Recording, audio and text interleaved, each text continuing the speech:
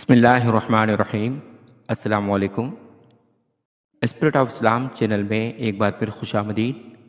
آج کی اس کلاس میں ہم سندھ بورڈ کی 11ویں جماعت کی اسلامیات کے لیکچرز کے سلسلے میں باب اول کے سبق جمع و تدوین قرآن کے تفصیلی سوالات کے جوابات، مختصر سوالات کے جوابات اور کثیر الانتخابی سوالات کو سمجھیں گے۔ اس سبق کا تفصیلی لیکچر ہم نے پہلے ہی اپلوڈ کر دیا ہے۔ اگر آپ نے وہ لیکچر نہیں دیکھا تو اس کا لنک آپ کو ڈسکرپشن میں مل جائے گا۔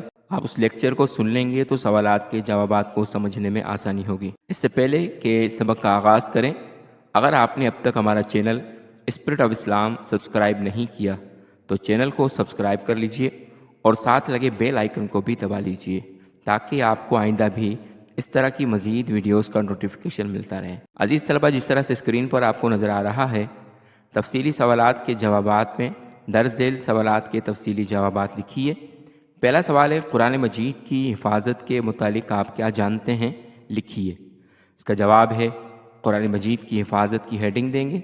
اس کے بعد لکھیں گے قرآن کریم دوسری آسمانی کتابوں سے سب سے بلند اور ممتاز اس سبب سے بھی ہے کہ اللہ تعالیٰ نے اسے کسی تحریف اور تبدیلی سے محفوظ رکھنے کا خود ذمہ لیا ہے اور اس کا وعدہ فرماتے ہوئے ارشاد فرمایا، ترجمہ: بے شک یہ ذکر یعنی قرآن ہم نے نازل فرمایا ہے اور بے شک ہم ہی اس کی حفاظت کرنے والے ہیں۔ یہ سورۃ الحجر کی آیت نمبر 9 ہے۔ اللہ تعالیٰ نے قرآن کو اس بات سے محفوظ فرما دیا کہ اس میں کچھ بڑھایا جا سکے یا کچھ کم کیا جا سکے، اور اگر اللہ سبحانہ تعالیٰ نے قرآن کی حفاظت کا ذمہ نہ لیا ہوتا تو اس میں بھی تحریف اور تبدیلی کا وہی حال ہوتا جو سابقہ آسمانی کتابوں کا ہوا، کیونکہ سابقہ آسمانی کتابوں کی حفاظت کی ذمہ داری اللہ نے انہی لوگوں کو سونپی تھی جن کی طرف اللہ نے وہ کتابیں اتاری تھیں، جیسا کہ اللہ تبارک و تعالیٰ نے فرمایا، ترجمہ: بے شک ہم نے تورات نازل کی جس میں ہدایت اور روشنی ہے، جس کے ذریعے اللہ پر ایمان لانے والے انبیاء، اہل اللہ اور علماء یہودیوں کے فیصلے کیا کرتے تھے، کیونکہ انہیں اللہ کی کتاب کی حفاظت کا حکم دیا گیا تھا اور وہ اس پر اقرار کرتے ہوئے گواہ تھے۔ لہٰذا اے یہودیو، تم لوگوں سے مت ڈرو بلکہ مجھ سے ڈرو، اور میری آیات کو تھوڑی قیمت پر فروخت مت کرو، اور جو اللہ کے نازل کردہ احکام اور ہدایات کے مطابق فیصلہ نہیں کرتے تو وہ کافر ہیں۔ سورۃ المائدہ آیت نمبر 44۔ قرآن کریم کو اس عظیم خوبی کے ذریعے دوسری آسمانی کتابوں سے بلند اور ممتاز کرنے کی حکمت یہ نظر آتی ہے کہ یہ آسمانی کتابوں میں سے آخری کتاب ہے، آسمانی کتابوں کے سلسلے کو ختم کرنے والی ہے، لہذا اللہ تعالیٰ نے اس کی حفاظت کے لیے ایسے اسباب تیار اور مہیا فرمائے جو اس کے علاوہ کسی بھی اور کتاب کے لیے میسر نہیں تھے اور نہ ہیں اور نہ ہی ہو سکتے ہیں۔ اس کے بعد چلتے ہیں کہ قرآن مجید کی حفاظت کے طریقے کون کون سے تھے۔ ابتدائے نزول سے قرآن مجید کی حفاظت جس طرح لکھ کر ہوئی ہے، اس سے کہیں زیادہ حفظ کے ذریعے ہوئی ہے۔ سینہ بسینہ حفظ کی خصوصیت صرف اسی آخری کتاب الہی کو نصیب ہوئی۔ تورات، انجیل، زبور اور دوسری آسمانی کتابوں اور صحیفوں کی حفاظت صرف سفینہ میں ہوئی، یعنی کتاب میں ہوئی، اس لیے وہ تغیر و تبدل اور دوسرے حوادث کا شکار ہو گئیں۔ قرآن مجید کے سلسلے میں اللہ تعالیٰ نے رسول اللہ صلی اللہ علیہ وآلہ وسلم کو خطاب فرماتے ہوئے ارشاد فرمایا، میں آپ پر ایسی کتاب نازل کرنے والا ہوں جس کو پانی نہیں دھو سکے گا۔ اس صحیح مسلم کی حدیث شریف ہے۔ عزیز طلبہ، اسی طرح سے تفصیلی سوالات کے جوابات میں دوسرا سوال ہے، عہد نبوی میں قرآن مجید کی تدوین کیسے ہوئی؟ یعنی آپ صلی اللہ علیہ وآلہ وسلم کے زمانے میں قرآن مجید کی حفاظت کس طرح کی گئی؟ پہلے ہیڈنگ دیں گے قرآن مجید کی کتابی حفاظت اور عہد رسالت صلی اللہ علیہ وآلہ وسلم۔ کتابت کے معنی عربی زبان میں لکھنے کے ہوتے ہیں، اور کتابی حفاظت سے مراد یہ ہے کہ قرآن مجید کو ضبط تحریر میں لا کر محفوظ کر دینا۔ قرآن کریم کی حفاظت کے لیے حضور اکرم صلی اللہ علیہ وآلہ وسلم نے قرآن کریم کو لکھوانے کا بھی خاص اہتمام فرمایا، چنانچہ نزول وحی کے بعد آپ کاتبین وحی کو لکھوا دیا کرتے تھے۔ حضور اکرم صلی اللہ علیہ وآلہ وسلم کا معمول یہ تھا کہ جب قرآن کریم کا کوئی حصہ نازل ہوتا تو آپ کاتب وحی کو یہ ہدایت بھی فرماتے تھے کہ اسے فلاں صورت میں فلاں آیات کے بعد لکھا جائے۔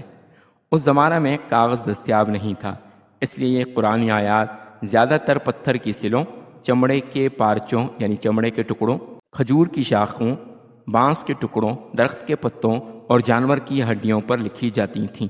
کاتبین وحی میں حضرت زید بن ثابت، خلفائے راشدین، حضرت ابی بن کعب، حضرت زبیر بن العوام اور حضرت معاویہ کے نام قابل طور پر ذکر کیے جاتے ہیں۔ اس کے بعد چلتے ہیں کتابت کے اہتمام کی طرف۔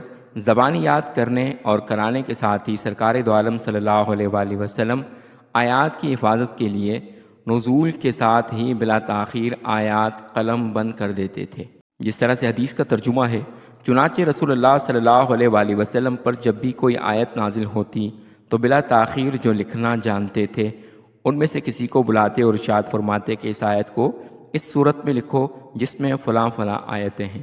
مسند احمد کی ایک روایت میں یہ بھی ہے کہ آپ صلی اللہ علیہ وآلہ وسلم نے ارشاد فرمایا، یعنی جبریل علیہ السلام نے آ کر مجھے فلاں آیت کو فلاں جگہ رکھنے کا حکم دیا۔ یہ کنز المال کی حدیث نمبر 2 ہے۔ غرض یہ کہ سرکار دو عالم صلی اللہ علیہ وآلہ وسلم آیات لکھانے کا بھی خوب اہتمام فرماتے تھے اور لکھانے کے بعد سن بھی لیتے تھے، اگر کوئی فروگزاشت ہوتی تو اس کی اصلاح فرما دیتے تھے۔ عزیز طلبہ، اس کے بعد چلتے ہیں مختصر سوالات کے جوابات کی طرف۔ درج ذیل سوالات کے مختصر جوابات لکھیے۔ اس میں پہلا سوال ہے، عہد صدیق میں قرآن مجید کو جمع کرنے کی ضرورت کیوں پیش آئی؟ یعنی حضرت ابوبکر صدیق رضی اللہ تعالیٰ عنہ کے زمانے میں قرآن پاک کو جمع کرنے کی حفاظت کیوں پیش آئی؟ عہد صدیق میں قرآن مجید کو جمع کرنے کی اشد ضرورت اس وقت محسوس ہوئی جب جنگ یمامہ میں بہت سے حفاظ قرآن شہید ہو گئے۔ اس واقعہ نے صحابہ کرام کو اس بات پر مجبور کیا کہ وہ قرآن مجید کی حفاظت کے لیے فوری اقدامات کریں۔ یہاں چند اہم وجوہات ہیں جن کی بنا پر قرآن مجید کو جمع کرنے کی ضرورت پیش آئی۔ سب سے پہلے نمبر پہ حفاظ قرآن کی شہادت، یعنی بہت سارے حافظ قرآن شہید ہو گئے۔ جنگ یمامہ میں بڑی تعداد میں حفاظ قرآن شہید ہو گئے۔ اس سے خوف تھا کہ اگر اسی طرح جنگیں ہوتی رہیں تو قرآن مجید کا ایک بڑا حصہ ضائع ہو سکتا ہے۔ دوسری وجہ قرآن مجید کی حفاظت، یعنی قرآن مجید اسلام کا بنیادی منبع ہے، اس کی حفاظت کرنا ہر مسلمان کی ذمہ داری ہے۔ تیسری وجہ ایک جامع اور درست نسخے کی ضرورت۔ قرآن مجید کی مختلف آیات اور صورتیں مختلف صحابہ کے پاس محفوظ تھیں، اس لیے ایک جامع اور درست نسخے کی ضرورت محسوس ہو رہی تھی۔ اس کے بعد چوتھی وجہ ہے مستقبل کے لیے تحفظ۔ آئندہ نسلوں کے لیے قرآن مجید کو محفوظ کرنا بھی ایک مقصد تھا۔ اس کے بعد اگلا سوال ہے، حضرت عثمان رضی اللہ تعالیٰ عنہ نے کس وجہ سے قرآن مجید کو قریش کے لہجے میں تیار کر کے پھیلایا؟ اس کا جواب ہے، حضرت عثمان رضی اللہ تعالیٰ عنہ کا قرآن مجید کو قریشی لہجے میں تیار کر کے پھیلانے کی وجہ، پہلی وجہ ہے قرآن مجید کا تحفظ۔ جنگ یمامہ میں بہت سے حفاظ قرآن شہید ہو گئے تھے، اس سے خوف تھا کہ اگر کوئی اور جنگ ہوئی تو قرآن مجید کی مختلف قراءات میں اختلاف پیدا ہو سکتا ہے اور اس طرح قرآن مجید کی اصل شکل بدل سکتی ہے۔ اس لیے ایک واحد اور درست نسخہ تیار کرنا ضروری تھا تاکہ قرآن مجید کو تحفظ حاصل ہو سکے۔ دوسری وجہ تھی قرآن مجید کی یکسانیت۔ مختلف صحابہ کرام قرآن مجید کو مختلف قراءات میں پڑھتے تھے، یہ قراءات سب صحیح تھیں لیکن مختلف لہجوں اور اسلوب میں تھیں، اس سے مسلمانوں میں اختلاف پیدا ہونے کا اندیشہ تھا۔ تیسری وجہ ہے قریشی لہجے کا انتخاب۔ قرآن مجید قریش کے لہجے میں نازل ہوا تھا۔ قریش عرب کا ایک طاقتور قبیلہ تھا اور ان کا لہجہ فصیح اور بلیغ سمجھا جاتا تھا، اس لیے قریشی لہجے کو قرآن مجید کے لیے ایک معیاری لہجہ قرار دیا گیا۔ اس کے بعد اگلی وجہ ہے مسلمانوں کی بڑھتی ہوئی تعداد۔ اسلام پوری دنیا میں پھیل رہا تھا اور مسلمانوں کی تعداد میں تیزی سے اضافہ ہو رہا تھا، اس لیے ایک ایسا نسخہ تیار کرنا ضروری تھا جو تمام مسلمانوں کے لیے قابل فہم ہو۔ عزیز طلبہ، اس کے بعد اگلا سوال ہے، حضرت عثمان رضی اللہ تعالیٰ عنہ نے قرآن مجید کے نسخے کون کون سے علاقوں کی طرف بھیجے؟ اس کا جواب ہے، ان علاقوں میں کچھ اہم علاقے یہ ہیں۔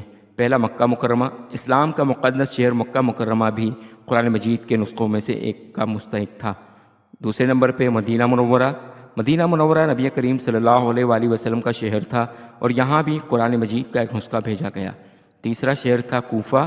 عراق کا شہر کوفہ اس وقت اسلامی دنیا کا ایک اہم مرکز تھا اور یہاں بھی قرآن مجید کا ایک نسخہ بھیجا گیا۔ چوتھا شہر تھا بصرہ۔ عراق کا ایک اور شہر بصرہ بھی قرآن مجید کے نسخوں میں سے ایک کا مستحق تھا۔ اس کے بعد شام کا علاقہ اس وقت اسلامی فتوحات کا مرکز تھا اور یہاں بھی قرآن مجید کا ایک نسخہ بھیجا گیا۔ اس کے بعد اگلا ملک ہے یمن۔ جنوب عرب کا ملک یمن بھی قرآن مجید کے نسخوں میں سے ایک کا مستحق تھا۔ بحرین کا جزیرہ بھی اس وقت اسلامی دنیا کا ایک اہم مرکز تھا اور یہاں بھی قرآن مجید کا ایک نسخہ بھیجا گیا۔ عزیز طلبہ، اس کے بعد چلتے ہیں کثیر الانتخابی سوالات کی طرف۔ درست جواب کے سامنے ٹک کا نشان لگائیے۔ پہلا سوال ہے، قرآن مجید نازل ہوا آپشن الف وحی کی صورت میں، آپشن بے کتاب کی صورت میں، آپشن جیم تختی کی صورت میں، آپشن دال آواز کی صورت میں۔ اس کا درست جواب ہے آپشن الف وحی کی صورت میں۔ اس کے بعد دوسرا سوال ہے وحی تحریر کرنے والے صحابہ کرام رضوان اللہ عنہم کو کہتے ہیں؟ آپشن الف السابقون الاولون، آپشن بے کاتبین وحی، آپشن جیم انصار، آپشن دال مہاجر۔ اس کا درست جواب ہے آپشن بے کاتبین وحی۔ تیسرا سوال ہے حضرت عثمان رضی اللہ تعالیٰ عنہ کے دور میں قرآن مجید کا پہلا نسخہ موجود تھا؟ آپشن الف ام المومنین حضرت خدیجہ رضی اللہ تعالیٰ عنہ کے پاس، آپشن بے ام المومنین حضرت عائشہ رضی اللہ تعالیٰ عنہ کے پاس، آپشن جیم ام المومنین حضرت حفصہ رضی اللہ تعالیٰ عنہ کے پاس، آپشن دال ام المومنین حضرت زینب رضی اللہ تعالیٰ عنہ کے پاس۔ اس کا درست جواب ہے آپشن جیم ام المومنین حضرت حفصہ رضی اللہ تعالیٰ عنہ کے پاس۔ اس کے بعد چوتھا MCQs ہے حضرت ابوبکر صدیق رضی اللہ تعالیٰ عنہ کے دور میں قرآن مجید کو جمع کرنے کی ذمہ داری دی گئی؟ آپشن الف حضرت علی رضی اللہ تعالیٰ عنہ کو، آپشن بے حضرت حذیفہ بن یمان رضی اللہ تعالیٰ عنہ کو، آپشن جیم حضرت زید بن ثابت رضی اللہ تعالیٰ عنہ کو، آپشن دال حضرت زید بن حارثہ رضی اللہ تعالیٰ عنہ کو۔ اس کا درست جواب ہے آپشن جیم حضرت زید بن ثابت رضی اللہ تعالیٰ عنہ کو۔ پانچواں سوال ہے مصحف عثمانی کی تعداد ہے؟ آپشن الف 6، آپشن بے 7، آپشن جیم 8، آپشن دال 9۔ اس کا درست جواب ہے آپشن بے 7۔ عزیز طلبہ، امید ہے کہ آپ کو آج کا لیکچر پسند آیا ہوگا۔ اگر آپ کو لیکچر پسند آیا تو چینل کو سبسکرائب کر لیجئے اور بیل آئیکن کو بھی دبا لیجئے تاکہ آپ کو آئندہ بھی اس طرح کے مزید لیکچرز ملتے رہیں۔ ملتے ہیں اگلے لیکچر میں، تب تک والسلام علیکم ورحمۃ اللہ وبرکاتہ۔